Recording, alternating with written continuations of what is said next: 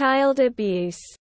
Child abuse is the infliction or permitting the infliction of physical or mental harm on a child by a person who is responsible for that child. This definition is broad, encompassing a number of different related entities and includes physical abuse or non-accidental injury, emotional trauma, sexual abuse, neglect, and the administration of drugs and alcohol to children. The prevalence. Caffey, a radiologist 50 years ago, described deliberate physical abuse as a medical entity. It was characterized as the battered child by Kemp in 1962. Since then, an increasing number of cases has been diagnosed and reported as a result of great awareness, and a different manifestation of this problem has been described.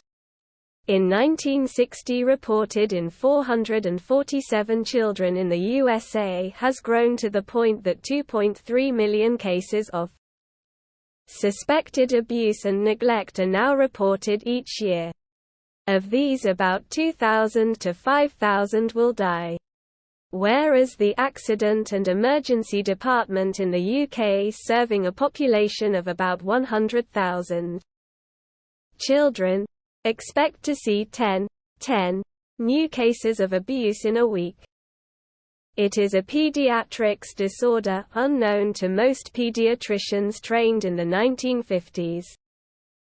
Thought to be rare by those trained in the 1960s and uncommon in those trained in the 1970s, has become a relatively common problem in ambulatory setting today. Unfortunately, figures are not generally available from developing countries like Zambia, though experience indicates that the problem is rapidly growing in the third world countries. Now, risk factors. There are a number of recognized risk factors for child abuse, though each alone is of low predictive value. These include a. Families or parents at risk. 1. Poor social-economic circumstances. 2. Families under stress. 3. Young parents, teenage mothers. 4. Single self-supporting parents. 5. Psychiatric illness, chronic depression, in mothers. 6. Parental drug dependence. 7. Parents abused as or in care as children. 8. Maternal illness. 9. Interference with mother-child bonding at birth. b. Children at risk. 1. Step or foster child. 2. Premature baby. 3. Child with a mental or physical defect. We will look at the following separately to enhance our understanding of child abuse. 1. Physical abuse or non-accidental injury. 2. Sexual abuse. 3. Child neglect and abandonment. 4. Special problems of the adolescent. 5. Drug dependence, drug addiction, drug abuse. 6. Child rights and child advocacy. 1. Physical abuse or non-accidental injury (NAI). This is any injury inflicted on a child by a responsible caregiver, irrespective of intent or justification, that produces anything more than redness of the skin, erythema, and involves any area besides the buttocks or hands. This definition includes any physical punishment administered to a child under the age of 1 year or to the child with a physical or mental disability. Any injury in context of the above definition that results in bruising, bleach of the skin, a burn, or disruption of function is NAI. This extreme definition deliberately sets out to state the acceptable limits of physical punishment at home and corporal punishment at school. It is important to regard overzealous punishment by parents and teachers as child abuse and by reporting these incidences to induce perpetrators to learn alternatives modes of discipline. Signs and symptoms. First and foremost, get a complete history and description of the injury, including when, where and how it occurred, who was present and the time elapsed between injury and presentation. The following points on history should suggest NAI. No or inadequate explanation of the injuries. Delayed in seeking medical help. Changing explanation for the injury. Different explanation from different people. Recurrent injuries in child or sibling. Document the age of the child and development. Current health status and past history of injuries. Get the social history of the family, include the composition of the family and family support. Structure and socio-economic conditions. Always find out by asking these two important questions. Is the injury compatible with the alleged cause or circumstances as provided by the caregiver? E.g., it generally accepted that a child falling from a bed is unlikely to sustain a fracture or brain damage. Is the injury compatible with the child's stage of development? E.g., a child is unable to fall off a horizontal surface before being able to roll over, or unlikely to fall downstairs before able to crawl. Other important things to take note of. Description of all injuries, their length, shape, color, position on the body, and degree of demarcation, and whether the injuries are bruises, scratches, abrasions or burns. Comment on the child's general appearance, cleanliness, and state of the child's clothing. Note the child's mood and affect, e.g. apathy, frozen watchfulness, irritability. Observe the interaction between the parent, guardian and child and whether there is apparent parental concern, warm parent-guardian relationship. Look out for marked disparity between the state of hygiene, dressing or nutrition of the mother or caregiver and that of the child. For the little children, measure and plot the weight and length and compare against the previous measurements if available. Look for hair loss, bruised or swollen ears and torn tympanic membranes.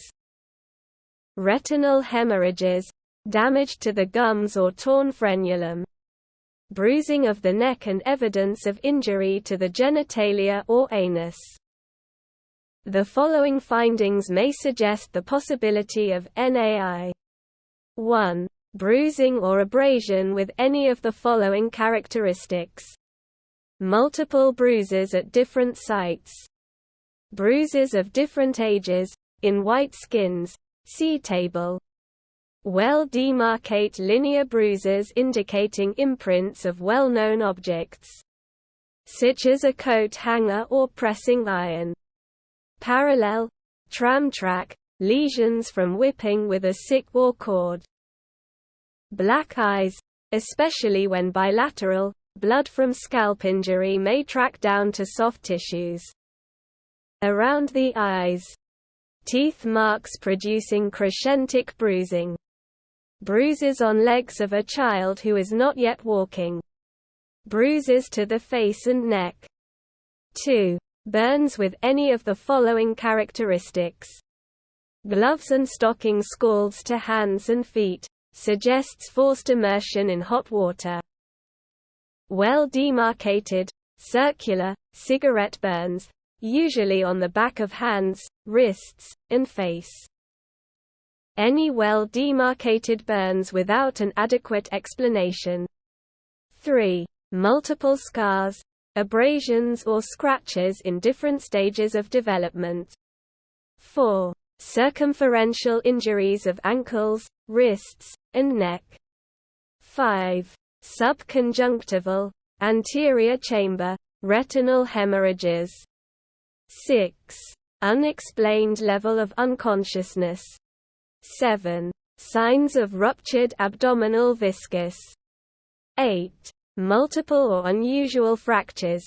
Children under 1 year of age cannot generate the momentum needed for a fracture.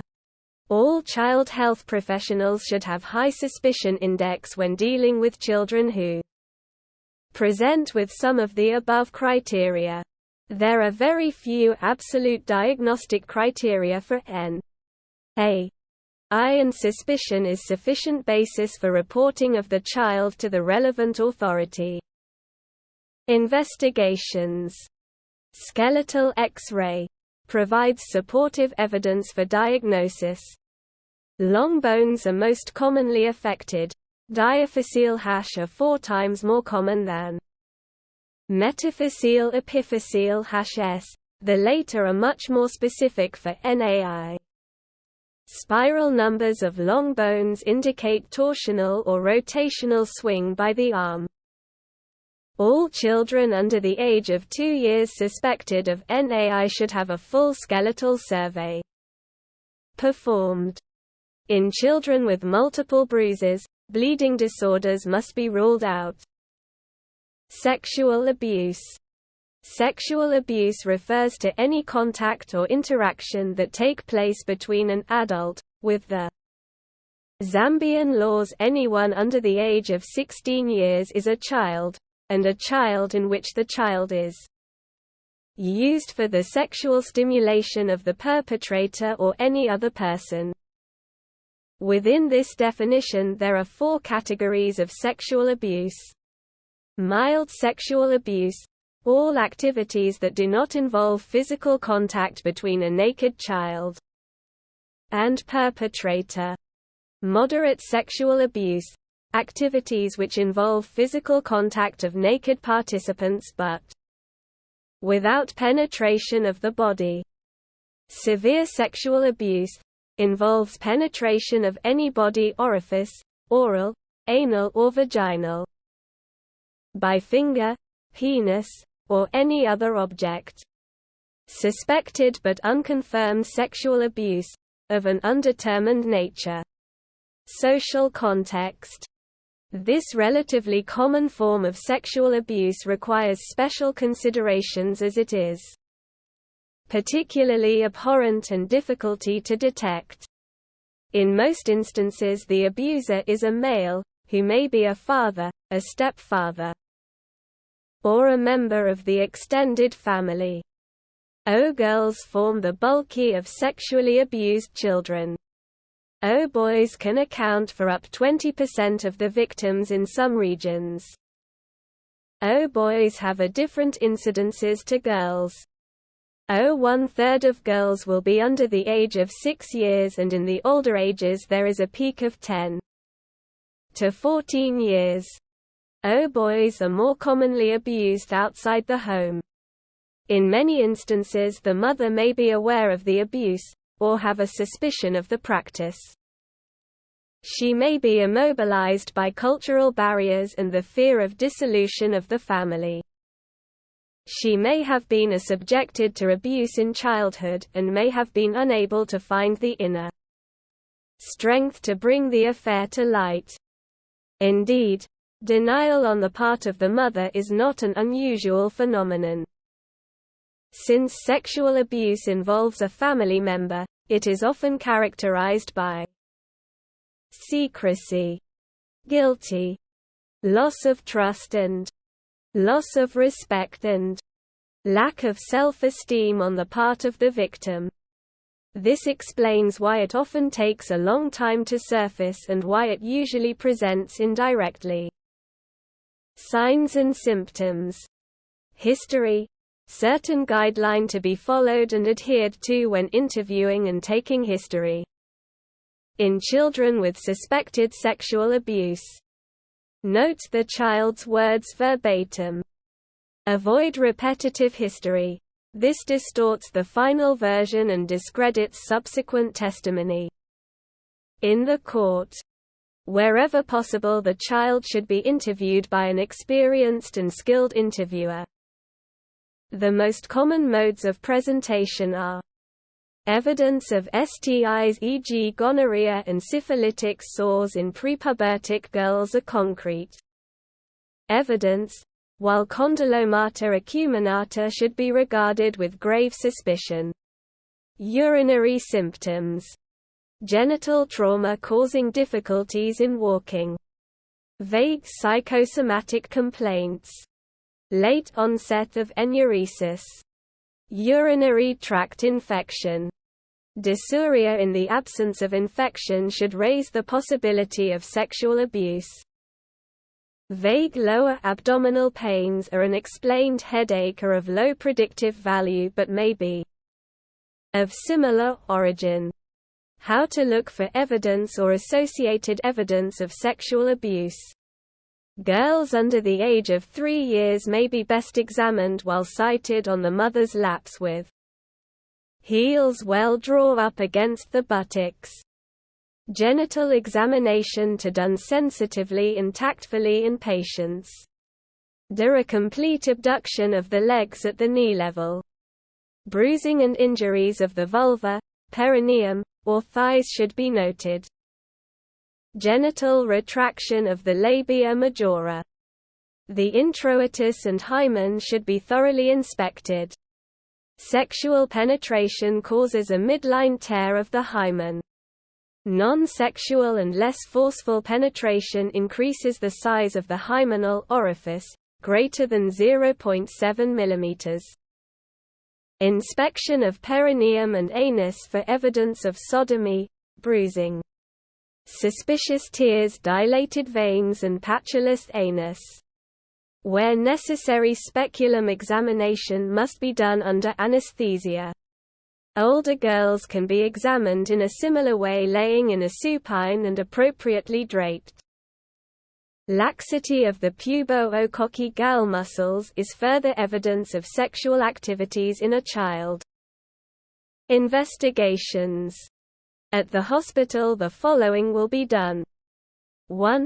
HVS, specimen for microscopy, culture and sensitivity, wet mount. 2. Detection of spermatozoa within 12 hours. 3. Detection of semen within 24 hours. 4. Blood for RPR and HIV infection, to be repeated after 6 weeks if first test was negative. 5. Urine for microscopy, culture, sensitivity and for HCG to roll out pregnancy in teenagers. Management of child abuse, general measures. All forms of child abuse require a multi-profession approach in order to address the needs of the abused child and/or his family. Traditionally, the social worker has been responsible for coordinating the multidisciplinary team. The management involves 6 basic steps, with the health practitioners having a role at each stage. 1. Detection of possible abuse. Always have a high level of suspicion. Diagnosis is often obscure. 2. Investigation of possible abuse. All child abuse suspicions must be investigated to ensure adequate management of the child as well as the protection of the ongoing abuse. This requires the investigation of the physical or psychological state of the child and the social circumstances of the child and family. Physical abuse. The main goal is to document the nature and extent of the injuries and exclude any possible organic cause for such injuries. These include nutritional disorders, blood disorders, bone disorders such as osteogenesis imperfecta, emotional sequelae of physical abuse, particular post-traumatic stress disorder. Social circumstance assessment is vital to assess as to whether these constitute a conducive environment for child abuse and also to ensure that precipitating factors and underlying family dynamics are addressed as part of the overall management of the child and family. Sexual abuse. The minority of these children do not present to hospital within 48 hours of being abused. There is no agency to examine them. It is better to call the expert or competent to do the examination. 3. Validation. This has to be done fast, and decision made will be based on the available information as to whether the child has been abused or not. The legal obligation according to the nation's Child Care Act in many countries is on the medical practitioner to report all suspected child abuse to the police service through the Child Protection Unit or social worker. 4. Steps to protect the child. If child abuse is confirmed, the continued safety of the child is the main priority. The best practice is to leave the child at home in the care of a responsible and caring parent. If this is not possible and places the child at risk of ongoing abuse, either the child or the abuser must be removed. As a temporal measure, it may be necessary to admit the child to hospital while alternative solutions are being looked for or pursued. 5. Treatment of the child.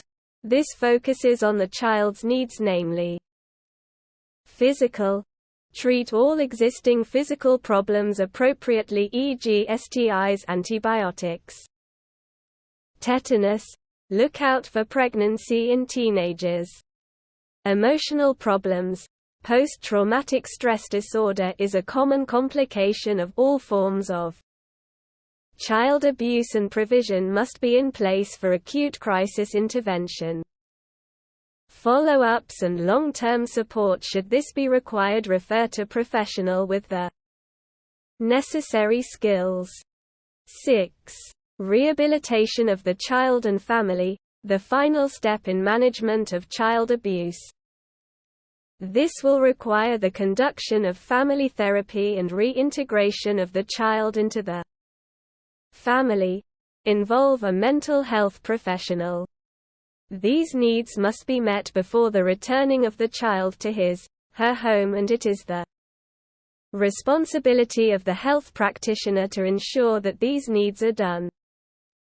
The unusual manifestions of child abuse. These are relatively rare but are worth mentioning since they illustrate the scope of the problem and highlight the need for vigilance among child health professionals. They include the following: forced ingestion of the drugs such as cocaine, and alcohol. Intentional burning in dry fire, cooker, boiling water, or and microwave. Forced ingestion of hot pepper resulting into aspiration and fatality, death. Water deprivation resulting into hyponatremia. Munchausen syndrome by proxy. Special passing mention of this new emerging condition in the West, where a caregiver, usually a mother, induces factitious illness in the child and mother repeatedly present the child to the clinic, hospital with refractory complaints in the child, which disappears when the child and mother are separated. She gets satisfaction through medical or nursing attention that result from placing the child under investigations. These women have a history of abusive experience in their own childhood, have abnormal illness behavior themselves, and possess a variety of unusual personality traits. Child neglect and abandonment. Definition: this is the failure on the part of a parent, or other caregivers to meet the child's basic needs. It differs from abuse in that the harm to the child is a consequence of the parent or caregiver's omission rather than the commission.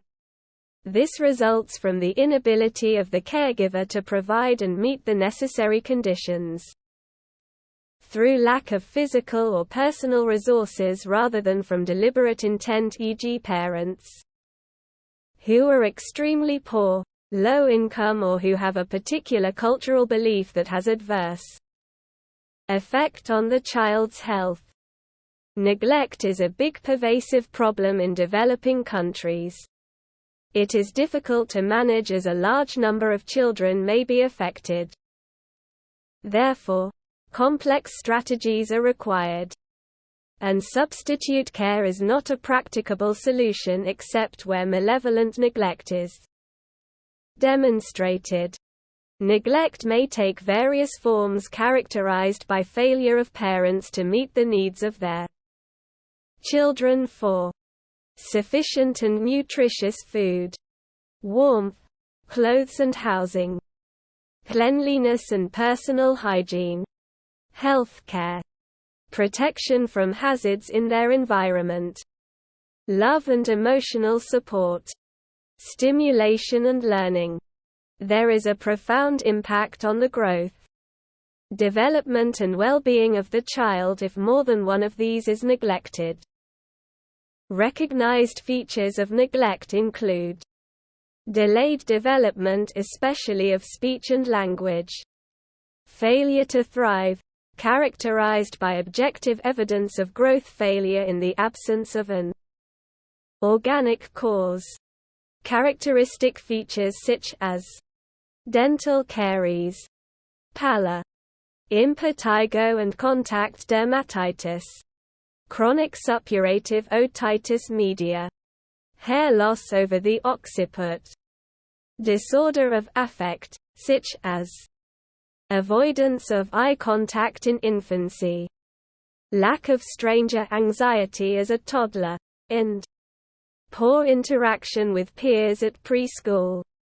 Situations that give rise to neglect may in their most extreme form result in abandonment of the child. There are many reasons besides those given above that may lead to decision of abandoning the child, such as unwanted pregnancy, handicapped child, chronically ill children.